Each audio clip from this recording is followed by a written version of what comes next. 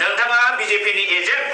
ना दुलाराय बर' फरायसा आफादनि प्रेसिडेन्ट नोंसोर जे बुङो बिटिआर गोजोन गोरोबथा बिराद गिदिर गोरोबथा मानो मावजादिया नोंसोर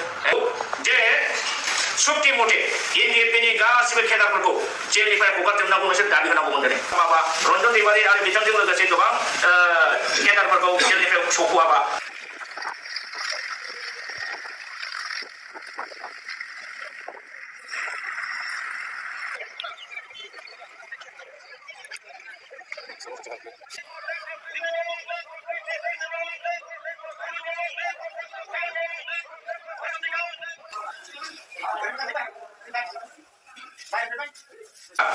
सनितपुरनि जेनाखि खैलाजुलियाव हेलिकप्टारजों थांलायलायनानै बर' रायजो राजानिफ्राय बिजेपिआव भट होनो थाखाय बिथाङा भट दिनो थांदों दिनै दिपेन बर' बिथांखौ आं सोंगोन नोंथाङा बिजेपिनि एजेन्ट ना दुलाराय बर' फरायसा आफादनि प्रेसिडेन्ट इउ Dipen Boro whether you are the president of ABSU or you are the agent of BJP दिनै नोंथाङा मुखायाव नोंथाङा जार्सिखौ गानदों एबसुनि प्रेसिडेन्ट आरो नोंथाङा खामानि मावगासिनो दं बिजेपिनि एजेन्ट हिसाबै नोंथाङा बे समावहाय बबे इनकाम सर्सजों नोंथाङा हेलिकप्टार गाखोनो हानाय गोहो बोरै मोनखो आरो नोङो बोरै जाय गभर्नमेन्टआ जाय बिजेपि पार्टिया डाबल इन्जिन जेनाखि सरकार स्टेटआवबो बिजेपि सेन्ट्रेलावबो बिजेपि नोंसोर जे बुङो बिटिआर गोजोन गोरोबथा बिराद गिदिर गोरोबथा बिराद मोजां गोरोबथा बे गोरोबथाखौ दिनै 4 बोसोर जाबाय मानो मावजादिया नोंसोर मानो आखरे आखरे पालन खालामजादिया आरो दिनै पालन खालामजायैयावबो आरो नोङो बिजेपिनो भट बिबावबाय बेनि मिनिङा मा बिनि मिनिङा मा थारमाने इउ आर दा डाइरेक्ट एजेन्ट अफ बिजेपि नामाव नों एबसुनि प्रेसिडेन्टखौ लादों दिनै नोंथांमोनहा 18 बोसोरनि बारा लाइमोन बर' सेंग्रा सिख्लाफ्रा गुबुन बबेबा मोनसे पार्टियाव हाबोबा बेखौ नोंसोर सोंखारि बुङो जे फरायसाफोरखौ माने पलिटिकेल पार्टियाव मानो सोनांगौ मानो फरायसाफोरखौ पलिटिकेलाइज खालामजोबखो दिनै नोङो सासे एबसुनि प्रेसिडेन्ट जानानै नोंथाङा हेलिकप्टारजों सनितपुरनि खैलाजुलियाव बिजेपिनो भट बिनाया बे पलिटिकेल जायाखै नामा नों निजेनो देखुन पलिटिकेल दिपेन बर' बे नोंथांनि मा आदर्शखौ दिनै फोरमायदों दिनै नोंथांमोनहा बिटिसिआ एफोरखौ खार्यकरि खालामनो होनबाय थायो नोंसोरो दिनै बिजेपिनाव बुंनांगौमोन डाबल इन्जिन सरकारखौ जे सुक्ति मथे एनडिएफबिनि गासिबो केडारफोरखौ जेलनिफ्राय हगारजोबनांगौ नोंसोर दाबि होनांगौमोन दिनै बिथांमोननि गासिबो केसखौ हाइनियास नन हाइनियास गासिबो केसखौ उइथ्र खालामनांगौ होननानै नोङो दाबि होआलासिनो रन्जन दैमारिखौ गबोनांगौ अब्लासो भट होनाय जागोन बेबायदि दाबि होआलासिनो डाइरेक्ट नोङो बर' रायजो राजानिफ्राय हेलिकप्टारजों थांनानै बिजेपिनि इलेक्सन केम्पेइन मानो खालामहैखो नोंथ' बुंनो हायोमोन ना जे एनडिएफबिखौ गासिबो केसखौ उइथ्र खालामाबा रन्जन दैमारि आरो बिथांजों लोगोसे गोबां केडारफोरखौ जेलनिफ्राय सख'आबा जोङो बिजेपिनो भट होआ नों बेखौसो बुंनांगौमोन दिनै मा जादों गासिखौबो जेबो मावालासिनो नोङो भटसो बिबावबाय होमबा नोङो डाइरेक्ट बिजेपि आरो नोङो बिजेपिनि जुदि एजेन्ट नङाब्ला हेलिकप्टाराव नों मालाबाबो हारसिं गाखोनो हाया इउ आर एन्जयिं द एजेन्सि बेनिफिट नोंथाङा बेखौ लागासिनो दं आरो नोंथाङा दिनै गावखौ दुलाराय बर' फरायसा आफादनि प्रेसिडेन्ट होननानै नोङो बिखाफोर दानानै बुङो दिपेन बर' लाजियाखै नोङो बेयो मा आदर्शखौ दिन्थिनो जादों ना नोंखौनो नोङो बिजेपिनो गासिबो सारेन्डार खालामदों स' दिस इज योर बिजनेस गभर्नमेन्टनि एजेन्ट जानानै गभर्नमेन्टनिफ्राय सुबिदा लानाय लुथिनाय आरो व्यक्ति उदै स्वार्थ नोंनि व्यक्तिगत स्वार्थनि थाखाय नोङो बे खामानिखौ मावगासिनो दङ नोंनि बे बेबहारखौ दिनै रावबो बर' रायजो राजा बुजियै गैया दिपेन बर' नोङो बुंदोंमोन 2024नि आगोल बर' सुक्ति माने बिटिआर सुक्तिखौ पालन खालामाबा माने आन्दलन खालामफिनगोन बुंदोंमोन बहा थांखो नोंनि बे आन्दलना दिपेन बर' दिनै नोंसोर बेबादिनो नंखाय बांखाय थगायै जातिनि सेंग्रा सिख्लाफोरखौ नोंसोरो मिसलिड खालामगासिनो दङ जातिनि मेइन इस्युआवबो नोंसोर फाइट खालामनो हाया खिन्थु नोंसोर बिजेपिनि थाखायबा रायजो राजानि खाथियाव थांनानै भट बिनो दिनै नोंसोर हायो हाय हे भगबान मा धरननि नोंसोरो एबसुनि दैदेनगिरि जाखै बोरै नोंसोर बर'फोरनि नाम लायो लाजिथाव नोंसोरो बर'फोरनि नाम लानो बर'फोरनि आदर्शआ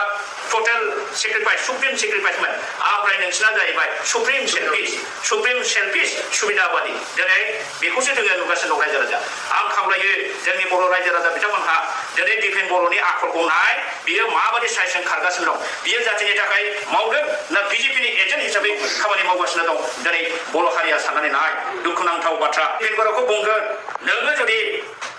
एनडिएफबिनि गासिबो सारेन्डारखौ बख'जोबनो हायोब्ला माने जेलाव थानायखौ बख'जोबनो हायोबा बिथांमोननि केसखौ नोङो जुदि दिनै हिमन्त बिश्व शर्मा सार सानबाय थायो बिनि दारै उथायनो हाजोबोबा आं बुंगोन नोंथांनि आगोल बिजेपिनो भटखौ आंनो होगोन नैबे अमर सिंह ब्रह्मआ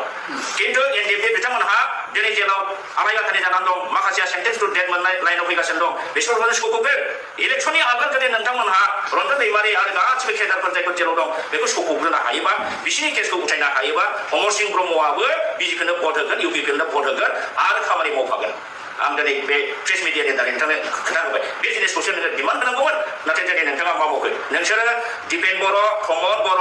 ओरैबायदि थगायसुला जाथिखौ बेफारि खालामग्रा जाथिखौ फाननानै जाग्रा बिजनेसमेन नोंसोरो दालाल नोंसोरो नोंथांमोनहा दिनै गभर्नमेन्टनिफ्राय सिं थफ्ला लायै लायै बेबायदि नोंसोरो हारिखौ माने भटनि बेलायाव नोंसोरो गेम गेलेगासिनो दं नोंथांमोननि प्रफेसना बेनो दिनै नोंथाङा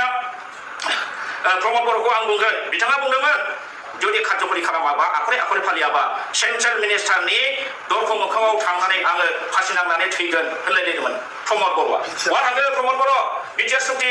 खालामजायाबा आखरे 6 मासनि गेजेराव सेन्ट्रेल मिनिस्टारनि दरखङाव फासि नांनानै थैगोन नांनाया दिनै ससियेल मिडिया इउटुबाव बुंजोबो लाजियासै नोङो दिनै 6 मास जाखो 6 मास बारनानै 3 बोसोर बारबाय 4 बोसोराव आगान होबाय इमप्लिमेन्ट जायाखिसै दिनै नों मानो फासि नांनो हादिया नोंलाय प्रमद बर' थगायसुला जातिखौ थगायनानै जाग्रा आरो दिनै नोङो मोनसे समाव बुंदोंमोन एबसुनि खुन्थियाखौ फ्लेगनि खुन्थियाखौ गोबानानै रायजोफोर बर' रायजो मोनाबा आङो बिटिसिआव इएमबो एमएलएबो जाया ओमफ्राय माने जेबो जाया एमएलएबो जाया इएमबो जाया एनसिएलएबो जाया आरो आं गावबुराबो जाया होनदोंमोन दिनै बर' रायजो मोनाखिसै मा जाखो नोङो गावबुराबो जाया होननाय मानसि दिनै मा फल लाखो नोङो लाजियाखिसै नोङो बोरो नोंना स्पेस मानि गोदो नोंसोरो 500 थाखा सासेयाव लानानै न'खरसेयाव 2 3 फर्म फिलाप खालामनानै साख्रि होगोन होननानै नोंसोरो रायजोनिफ्राय न'खरसेयाव 500 1000 1500 2000 सोरनावबा 3000 नोंसोर लाना फैदोंबा सासेयाव 500 करिया साख्रि होगोन होननानै बहा थांदों नोंसोरनि बे साख्रि होनाया दिनै बे रायजो राजाफोरनो 500 थाखानि नामै फर्म फिलाप खालामनानै फाननानै नोंसोरो साख्रि होनो हादोंना बहा होगोन नोंसोरो दिनै नोंसोरो बुंदोंमोन गासिबो नोंसोरो भेन्सार सेक्टरखौ गभर्नमेन्ट खालामजोबनो होनदोंमोन बहा थांदों प्रमद बर' दिपेन बर' बहा थांदों नोंसोरनि बे गभर्नमेन्ट प्रभिन्सियेलाइज खालामनाया दाखालि नोंसोरो 10टा कलेजखौ नोंसोरो गभर्नमेन्ट जाबाय होननानै मिसा डिक्लेरेसन होबाय एकदम 200% भुवा जोङो बे भुवा डिक्लेयार होनायावनो जों सानखादों जों गोरों मानसि गभर्नमेन्टनि अफिसार मानसि जों सानखादों जे खुनु गभर्नमेन्ट लेटार फाइनान्सनि कनफारेन्स लेटार बुंनो हायाखै जेबो होनो हायाखै ओमफ्राय हायार इडुकेसननि डाइरेक्टरनि जेबो लेटार रिफारेन्सआव बुंनो हायालासिनो बोरै कृष्ण थदुआ माने घोषणा होखो डिक्लेयार होखो जे 10टा कलेजा प्रभिन्सियेलाइज जाबाय लाजियाखै बहा थांखो दिनै बिक्रम दैमारिनि आर्टिआव मा ओंखारखो बले बिनि थाखाय खुनु फाइनान्स बाजेट जेबो सेंसन जायाखै प्रभिन्सियेलाइज जानायनि खोथा गैया जुदि होयोबा बिटिसिआ गावनि एसअपिडि फान्डनिफ्राय होनो हागोन लाजियाखै प्रमद बर' दिपेन बर' बेसेबां मिथ्या थगायनो सानदों नोंसोरलाय बेसेबां थगायनो सानदों